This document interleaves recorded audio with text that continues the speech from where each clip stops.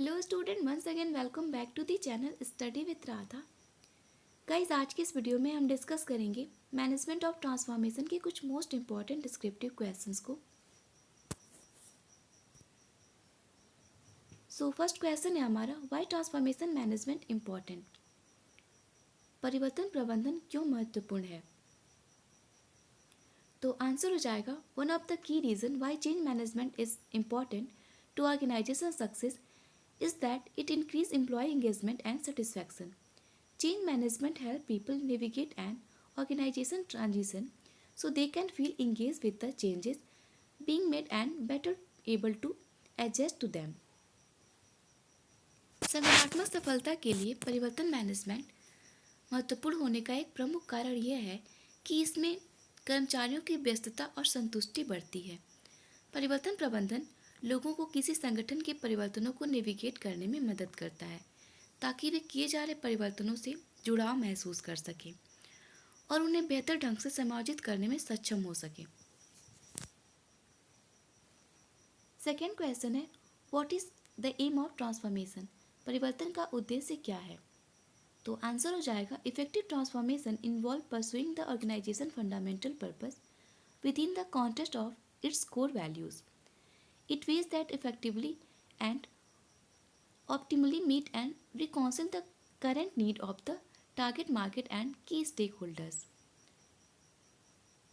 प्रभावी परिवर्तन में संगठन के मूल उद्देश्यों को उसके मूल मूल्यों के संदर्भ में उन तरीकों से आगे बढ़ाना शामिल है जो प्रभावी ढंग से स्तंभ रूप से मौजूदा जरूरतों को पूरा करते हैं और उससे मेल खाते हैं।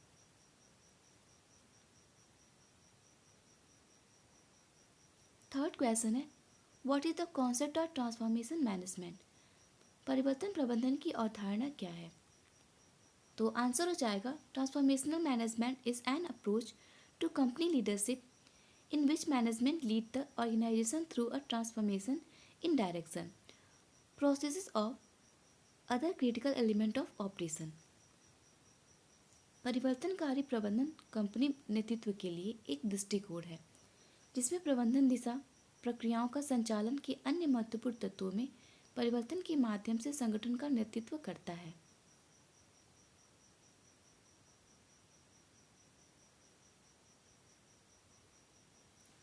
नेक्स्ट क्वेश्चन है, what is the advantage of transformation. परिवर्तन का क्या लाभ है?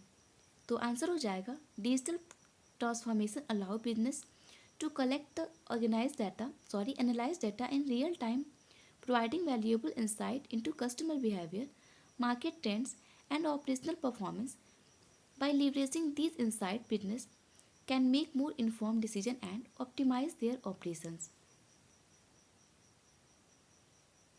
डिजिटल परिवर्तन व्यवसायों को वास्तविक समय में डेटा एकत्र करने और उसका विश्लेषण करने की अनुमति देता है।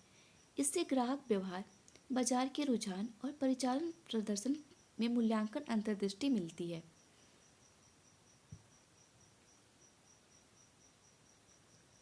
नेक्स्ट क्वेश्चन है, what are the principle of transformation.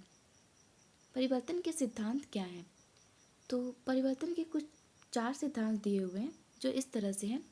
First है आपका ओनरशिप एंड रिस्पॉन्सिबिलिटी, सेकेंड है आपका एक्सेप्टेंस, थर्ड है आपका फॉरगिवनेस और फोर्थ है आपका alignment.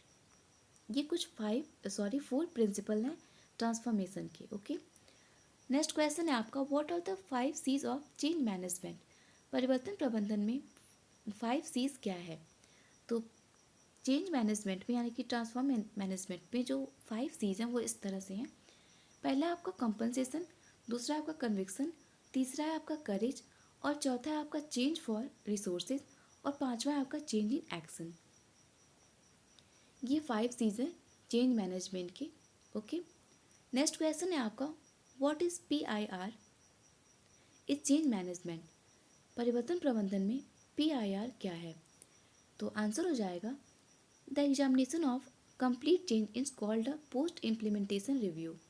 The purpose of post implementation review is to study recently complete changes and apply the experience gain to subsequent change. पूर्ण किए गए परिवर्तन की जांच को कार्यान्वयन पश्चात समीक्षा कहा जाता है, यानी कि PIR कहा जाता है। कार्यान्वयन के बाद की समीक्षा का उद्देश्य हाल में ही पूर्ण किए गए परिवर्तनों का अध्ययन करना और प्राप्त अनुभवों को लागू करना होता है। नेक्स्ट क्वेश्चन हो जाएगा, what is the key role of change manager? परिवर्तन प्रबंधन की मुख्य भूमिका क्या है? तो आंसर हो जाएगा इसका, the business change manager is responsible on behalf of the senior responsible owner for defining the programme और project benefits, assessing the process toward realization and achieving result improvement in the business operations. Business change manager वरिष्ठ जिम्मेदार मालिक की ओर से कार्यक्रम का परियोजना के लाभों को परिभाषित करने में, प्राप्त की दिशा में प्रगति का आकलन करने में और माप में महत्व प्रदान करने के लिए जिम्मेदार होता है।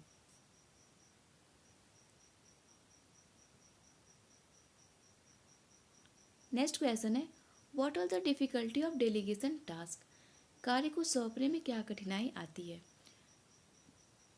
तो आंसर हो जाएगा इसका, the most common difficulty with delegation in possibility accountability.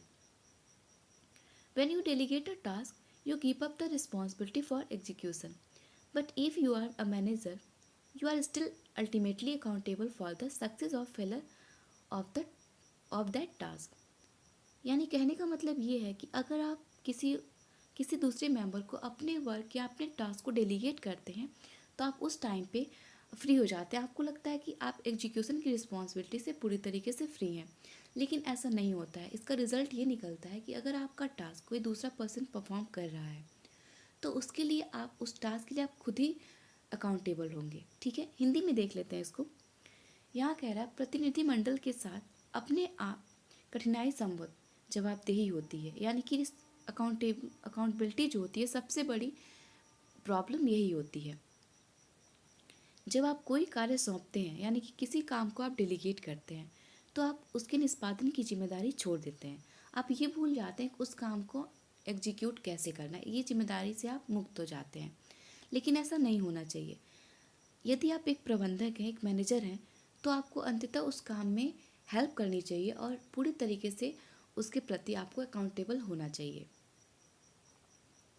Next question है आपका, what are the 5 disadvantage of delegation?